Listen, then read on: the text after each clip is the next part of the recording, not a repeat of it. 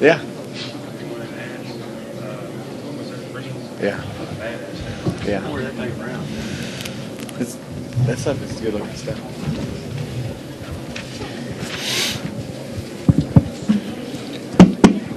Okay, joining us now is Kevin Harvick. He drives the number 29 Budweiser Chevrolet for Richard Childress Racing. He comes into the chase as the second seed. He's got 4 wins, which is tied for the most in the series this season.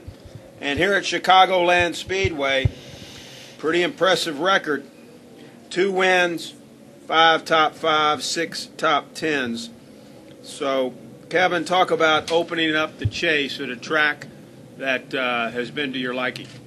Yeah, it's been a good racetrack for us. Last year wasn't great for the nighttime race, but I think as you say, looking back at the past, it's been a racetrack that we look forward to coming to. So we'll just see where we get started off in practice, and then work on our car and go from there. So it should be a good weekend for us, and looking forward to getting it started.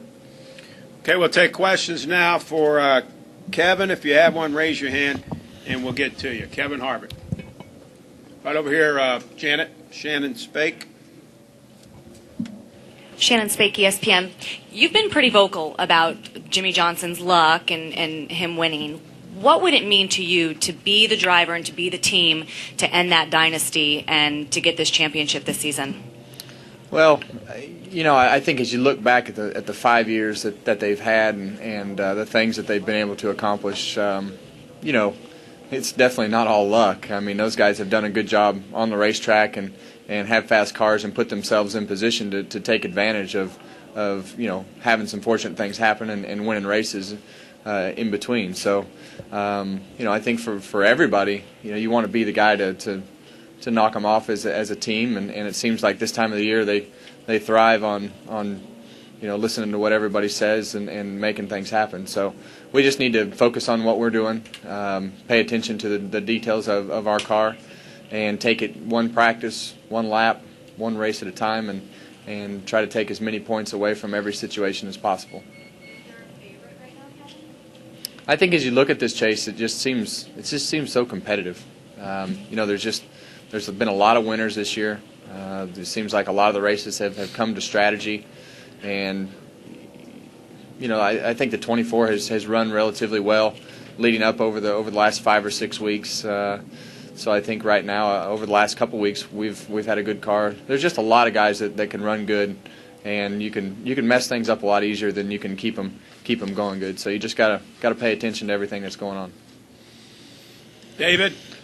NASCAR.com. What do you make of the fact that this opens now on a mile-and-a-half intermediate track? Do you feel like that'll give us a better indication after the first race, maybe who the major players are coming out of this, as opposed to New Hampshire, where it took a while to get? Yeah, there's not going to be one race that is going to show you the signs of what's going to happen. I mean, this is a 10-week dogfight. I mean, you have to scratch and claw for everything that you can get your hands on and take some things away that you probably shouldn't have. So it's the stage is already set. I mean, you can see the guys that are running good and the guys that aren't, and that can change at any given minute, just for the fact that like I say, it's just you can show up to a racetrack and think it's your best track and not run worth a darn, and that's just kind of the nature of the beast right now. So it's 1 week is definitely not going to tell what's going to happen.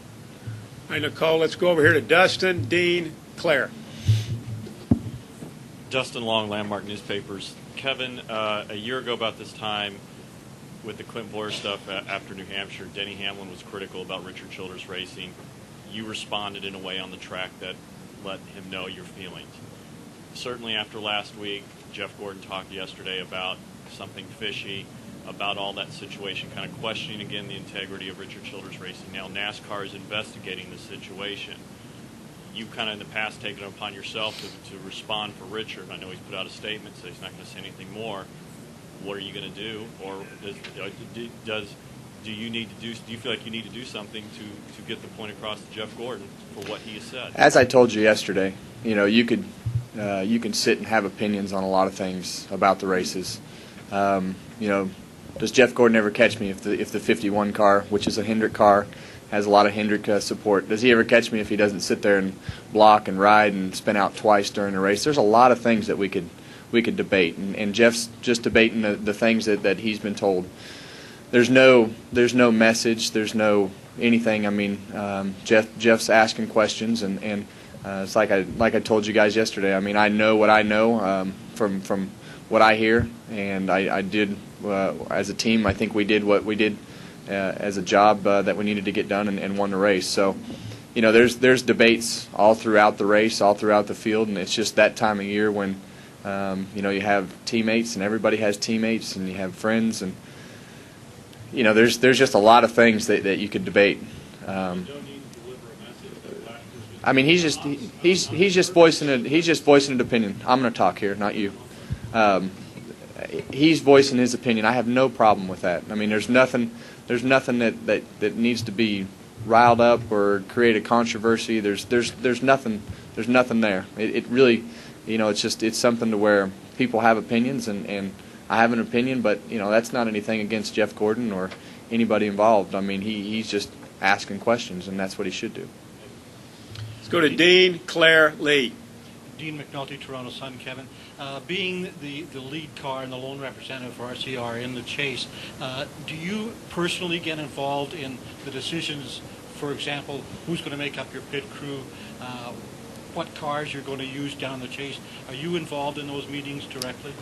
I'm involved in the meetings, but look, I mean, I've made a lot of decisions along with my wife and Richard and a lot of things leading up to this point of the year. And my job right now is to drive that car as fast as I can drive it, keep my head focused on the things that I need to be focused on, and not worry about anything else. I'm a part of the meetings, but you know, when it comes down to making hard decisions and doing things, we have Richard and Mike Dillon, and you know, you got a lot of management guys that are part of the team, and it's crunch time, and everybody's got to step up and do their jobs right now, and that's what we're going to do. I mean, I'm going to stay as focused as I can and not let the little things bother me, and we're going to drive the car and see where we fall at the end of this thing.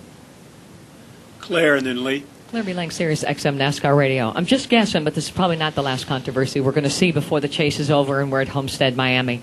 You're the kind of guy that has said you like playing the game. You got the Cheshire Cat grin, you know, and we all know your personality.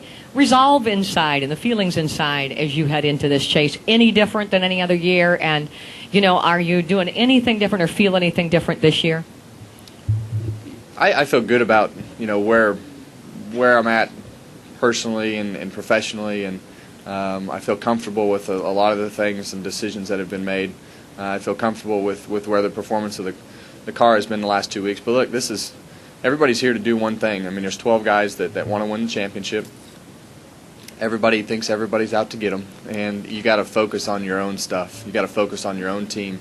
And right now, there's 500 people at RCR, and that's really the only thing I care about. You know, I don't care what anybody says. You know, I know Jeff is very good at he's been here before racing for championships. He wants to stir as much stuff up as he can, and we're going to focus on our job and race as hard as we can and do what we have to do, and we'll take it 1 week at a time, one situation at a time, and have fun with it. Go ahead, Lee. Lee Spencer, Fox Sports. Is it fair to say then that you learned a lesson from the Denny Hamlin thing at Dover last year, and that looking at the bigger picture, you would just as soon put that behind you and just solely concentrate on winning a championship? You know, I think, I think you have to pick and choose your battles, and whether that was a battle to pick, I don't, you know, whether that's right or wrong, I don't know. But you know, it's one of those things where you definitely have to pick and choose what you do, and you got to be smart. And you know, it's I think every year that we go through situations and circumstances, I think we get a little bit smarter, and we learn how to handle things a little bit different. So there's a lot of smart people that you're racing against too that have done this for a while, and you got to know how to navigate your way through the game. Other questions? Well, Kevin, thanks for coming in, and good luck in the chase. Thanks. Thank you. Thanks a lot. No problem.